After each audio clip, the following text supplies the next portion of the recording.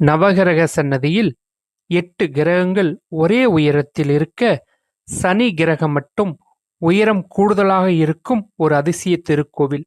அது மட்டும் இல்லாமல் கிட்டத்தட்ட 1500 ஆண்டுகள் பழமையான கும்பகோணம் என்னும் ஊரில் அமைந்துள்ள அபிமுகேஸ்வரர் திருக்கோவிலை பற்றி தான் இந்த வீடியோவில் பார்க்க போகிறோம். வணக்கம் மக்களே, நான் உங்கள் சரோ.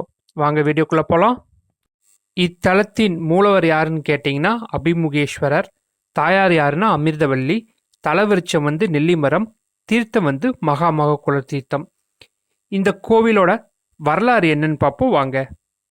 முன்னொரு காலத்தில் பிரளயம் ஏற்பட்ட போது பிரம்மன் மனம் வருந்தி, பிரளயத்துக்கு பிறகு எனது படைப்பு தொழிலை எங்கிருந்து செய்வது என சிவனிடம் கேட்கிறார். சிவபெருமன் என்ன சொல்றாருன்னா, நீ இப்போதே பல புண்ணிய தலங்களில் உள்ள மணலை எடுத்து அமுதத்தோடு சேர்த்து பிசைந்து மாய கும்பம் ஒன்றை செய். அதில் அமுதத்தை நிரப்பு. அனைத்து ஜீவராசிகளுக்கும் விதையாக விளங்கும் திஷ்டியே அதனுள் வை. அதன் மீது ஒரு தேங்காயை வை. அதை மாவிலையால் அலங்கரித்து கும்பத்து நூல் சுற்று. பிரளய வெள்ளத்தில் சாய்ந்து விடாத வகையில் ஒரு உரியில் வை. அந்த குடத்திற்கு வில்வத்தால் அர்ச்சனை செய். அந்த கும்பம் பிரளய வெள்ளத்தில் தெற்கு நோக்கி செல்லும். அப்போது அவ்விடத்திற்கு நான் வருகிறேன் அப்படின்னு சொல்றாரு. இதன்படி பிரளய காலத்தில் வெள்ளம் ஏற்படுகிறது.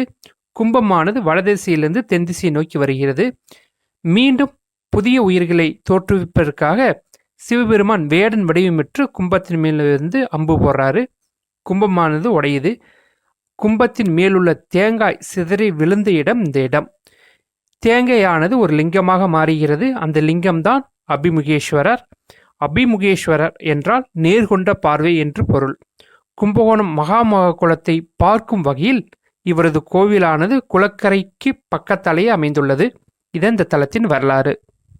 இத்தலத்தின் சிறப்பு என்னன்னு பார்ப்போம் வாங்க. கும்பகோணம் மகாமகத்தின் போது குளக்கரையில் காட்சி தரும் 12 தெய்வங்களில் ஒருவர் அபிமுகேஸ்வரர். இந்த கோவிலில் உள்ள பைரவர் சிலையானது மிகவும் முக்கியமானது.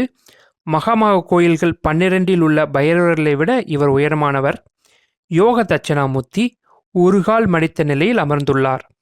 சனிதோஷம் உள்ளவர்கள் இக்கோயிலில் வழிபடுவதன் மூலம் பிரதோஷங்களும் நீங்கிவிடும் என்பது நம்பிக்கை. சனிக்கிழமைகளில் இவருக்கு எண்ணெய் தீபம் ஏற்றுவதன் மூலம் நன்மைகளை பெறலாம் என்பது ஒரு ஐதீகம். இத்தலத்தில் உள்ள நவகிரக சன்னதியில் 8 கிரகங்கள் ஒரே உயரத்தில் இருக்க, சனி கிரகம் மட்டும் உயரம் கூடுதலாக இருக்கும். இதான் இந்த தலத்தின் சிறப்பு. இந்த கோவிலோட திருவிழாக்கள் என்னன்னு கேட்டிங்கன்னா, மாசி மகத்தை ஒட்டி 10 நாட்கள் விழாவாக இருக்கும். அதே மாதிரி பிரதோஷம் நாட்களில் நன்றாக இருக்கும். இந்த கோவிலோட திறக்கும் நேரம் என்னன்னு கேட்டிங்கன்னா, காலை 7 மணி முதல் மதியம் 12 மணி வரைக்கும் இருக்கும். அதே மாலை 4 மணி முதல் இரவு 8 மணி வரைக்கும் இருக்கும். இந்த கோவிலோட பிரார்த்தனை, அதாவது வழிபாடு என்னப்பா அப்படின்னு கேட்டிங்கன்னா, சனி தோஷம் மற்றும் பிற எந்த தோஷம் இருந்தாலும் இங்கே வழிபட்டால் கண்டிப்பாக நிவர்த்தி அடையும் என்பது ஒரு நம்பிக்கை. இந்த கோவிலோட முகவரி என்னன்னு கேட்டிங்கன்னா, கும்பகோணத்தில் மகாமக குளத்திற்கு பக்கத்தாலே இந்த கோவிலானது அமையப்பட்டுள்ளது. இந்த வீடியோ அனைவருக்கும் பிடித்திருக்கும் நம்புகிறேன். பிடித்திருந்தால் மறக்காமல் இந்த வீடியோவுக்கு ஒரு லைக் பண்ணுங்கள். இது போன்ற ஆன்மீகம் பற்றி சம்பந்தப்பட்ட வீடியோக்களுக்கு நம்ம சேனலை சப்ஸ்கிரைப் பண்ணி வச்சுக்கோங்க.